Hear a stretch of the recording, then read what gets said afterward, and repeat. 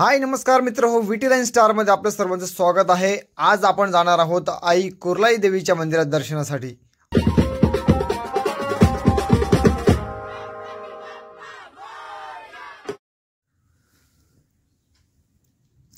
तर मित्र हो, पुन्हा एकदा तुमचं स्वागत आहे VT लाईन स्टार वर। आणि आपण आज आहोत आई कुर्लाई देवीच्या मंदिरात। सफारी स्टेशन पासून आपण 1.5-2 किलोमीटर अंतरावर पूर्वेला आलो तर आपला दिसतं की ग्रामदैवत कुर्लाई देवीचं मंदिर। कारण ह्या गावाचं ग्रामदैवत आई कुर्लाई देवी ह्या फक्त गावाचंच नाही तर पंचक्रोशीत देवीची आज आराधना केली जाते, पूजा केली जाते। आणि देवी जी आहे प्रत्येकाच्या हाकेला नक्कीच धावून येते। म्हणून इथला जो परिसर आहे आईच्या सेवेत आणि आईच्या भक्तीत लीन झालेला आपल्याला पाहायला मिळतो। दररोजची गर्दी आपल्याला पाहायला मिळते, कारण देवीला बोललेला नवस कधीच वाया जात नाही। आजपर्यंत ज्या कोणी युवकाने युवतीने ज्या कोणी भक्ताने आई माऊलीला हाक मारली, देवीने त्याची झोली नक्कीच भरली।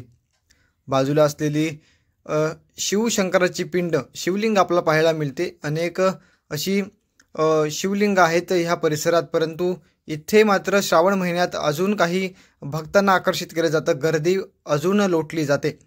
त्याचबरोबर बाजूलाच असलेलं दत्तगुरूंचं मंदिर, आपण मंदिरात प्रवेश कराल तर पाहाल प्रत्यक्षात ब्रह्मा विष्णू आणि महेश साक्षात इथे अवतरल्याचा भास होतो।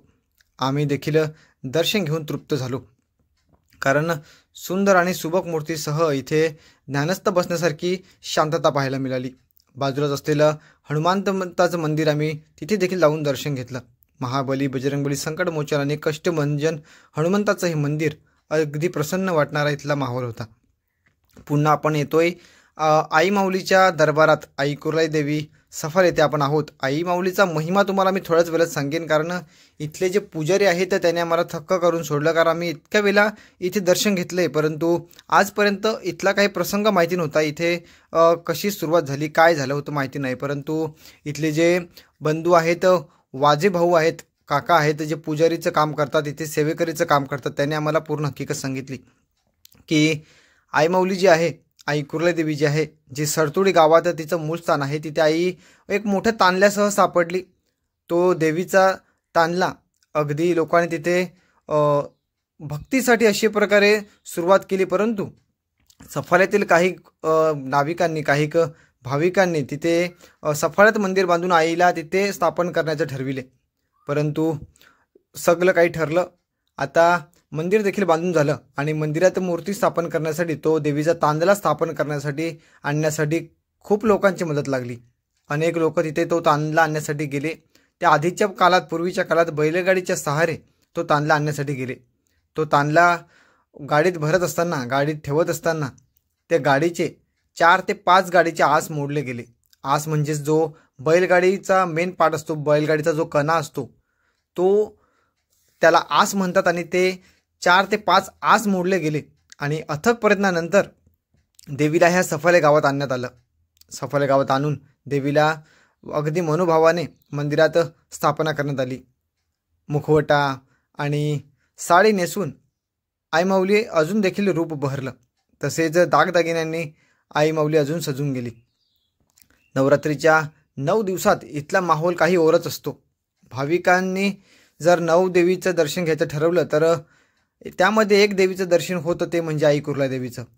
आई भक्तांच्या हाकेला धावून येतेच, आम्हाला इथल्या काही भाविकांनी सांगितलंच, आणि प्रत्यक्षात तुम्हाला त्यांची भेट घडून देतोय, कारण देवीचा हा तांदला, त्याची मूर्ती आणि अगदी मनोभावे, कारण जे प्रत्यक्षात असतं, स्वयंभू असतं, तिथे एक वेगळीच एनर्जी असते, वेगळीच शक्ती असते, आणि ती शक्ती मात्र मंदिरात येणाऱ्या प्रत्येकाला त्याचा अनुभव येतो। आम्ही देखील या अनुभवाला साक्षीदार आहोत आणि अनेक प्रसंग असे घडल्यात, परंतु प्रत्यक्षात लोक सांगायला थोडीशी लाजतात किंवा प्रत्यक्ष येऊन समोर सांगत नाही, कधी हेच चुकतं। कारण जेव्हा लोक आपल्या घडलेल्या गोष्टी, देवी चमत्कार जेव्हा लोकांपर्यंत आणतील, तेव्हा अजून लोकांचं आकर्षण वाढतं आणि भक्तगण जे येतात ते अगदी मनोभावाने अजून देखील पूजेत त्यांच्या भर पडते। ह्या 2 ज्या भगिनी आपण पाहतात, ज्या माऊली पाहतात, त्यांनी आमच्याशी काही विचार त्यांचे शेअर केले। त्यांनी अनेक वर्षापासून इथे दर्शनासाठी येत असतात। 2017-18 साली हे मंदिर अगदी चांगल्यारीत्या उभारण्यात आलं तेव्हापासून ह्या माऊली इथे दर्शनासाठी येतात. त्याने आम्हाला म्हटलं की इथे त्यांचे तर नवस किंवा त्यांच्या मागण्या तर पूर्ण झाल्यातच, परंतु इथे त्यांना राजस्थान, हरियाणा, मुंबई, दिल्ली अशासारख्या लांबून लांबून देखील लोकांना ते येताना पाहतात. कारण हे जे आपण मागाशी पूजेकरी पाहिले, वजे काका आम्हाला आपण पूजा करताना पाहिले पुजारी आहेत, त्या नसले ते जर इथे अवेलेबल नसले तर ह्या भगिनी ज्या आहेत या इथे पूजेचं सेवेकरीचं काम पाहतात. आणि त्यांना अनेक लोक सांगतात की त्यांच्यापर्यंत काय अनुभव घडला, त्यांनी ज्या मागण्या मागितल्या त्या पूर्ण झाल्या. अनेक असे असतात, त्याने आम्हाला खास करून सांगितलं की ज्यांना मूलबाल नाही अशा लोकांचे नवस जे असतात त्या आई माऊली पूर्ण करते. कारण अनेक अशी लोक असतात तर त्यांना मूलबाल नाही आणि ते अशा एक संकटात पडलेले असतात. काही करल्या आज विज्ञानावर भरोसा ठेवून डॉक्टरकडे जाऊन देखील त्यांना योग्य रिझल्ट मिळत नाही, परंतु आईमाऊलीला केल्या नवस आईमाऊली नक्कीच पूर्ण करते. आणि ज्या कोणाला काही अडचण असेल त्यांनी नक्कीच यावं. त्यांनी म्हटलं की आम्ही एक प्रसिद्धीसाठी नाही तर खरोखर ज्या घटना घडत आहेत त्या घटनेच्या आम्ही साक्षीदार आहोत आणि अशा घटना आम्ही घडताना पाहितल्या तर तुमचं देखील भलं व्हावं हीच आमची मनोकामना. आणि म्हणून तुम्हाला आम्ही सांगतो की कधी काही अडचण लागली तर नक्कीच आईमाऊलीला बोला, आईमाऊली नक्कीच पूर्ण करेल. आणि अशा अनेक प्रसंगासहित आम्ही देखील धन्य झालो. कारण दर्शन आपण घेत असतो आणि मागणं मात्र मागत असतो, परंतु अशा प्रकारचे जेव्हा अनुभव आम्ही ऐकतो तेव्हा अजून छान वाटतं. कारण सफारे गाव आणि त्यात हे आई कुर्लादेवीचं मंदिर, फक्त इथे ॲड्रेसची गरज लागत नाही. कुर्लादेवी मंदिर सांगितलं म्हणजे एक प्रख्यात ठिकाण आहे आणि खरोखरच मनोकामना इथे पूर्ण होतातच, परंतु फक्त मनोकामनेसाठी नाही तर आई माऊली जी आहे ती जीवाला देखील शांती देते. कारण दर्शन जे आहे आपण पाहू शकता अगदी विलोभनीय इथला काही क्षण आहेत. ते आमच्यासोबतही आज एक प्रसंग घडला.